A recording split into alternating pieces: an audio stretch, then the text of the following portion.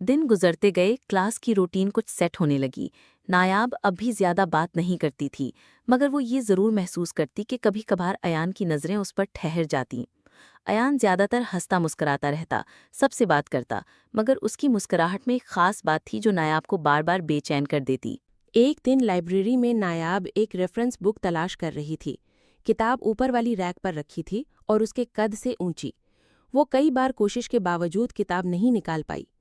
चेहरे पर परेशानी छा गई थी। अचानक एक हाथ बढ़ा और किताब उसके सामने रख दी गई। ये तलाश कर रही थी ना?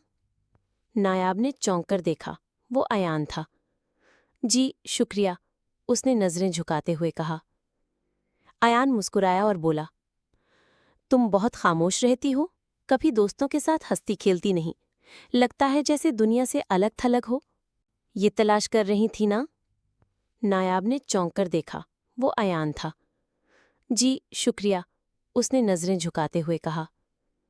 अयान मुस्कुराया और बोला, तुम बहुत खामोश रहती हो, कभी दोस्तों के साथ हंसती खेलती नहीं, लगता है जैसे दुनिया से अलग थलग हो।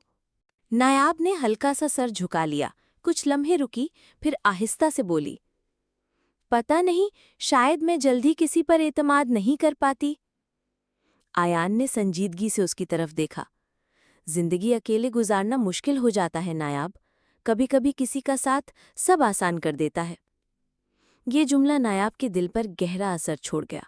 वो कुछ बोल ना सकी, मगर उसके दिल में पहली बार किसी के लिए नर्म सा एहसास जागा। कॉलेज के शोर और हजूम में उसे लगा जैसे कोई है जो उसकी खामोशी को भी समझ सकता है। ये अनजानी कशिश थी जो नायाब को आहिस्ता आहिस्ता अपनी गिरफ्त में ले रही थी। आपकी एक सब्सक्राइब मुझे मज़ीद खूबसूरत कहानियाँ लिखने का हौसला देगी। अगली कहानी के इंतज़ार के लिए अभी सब्सक्राइब कर लें।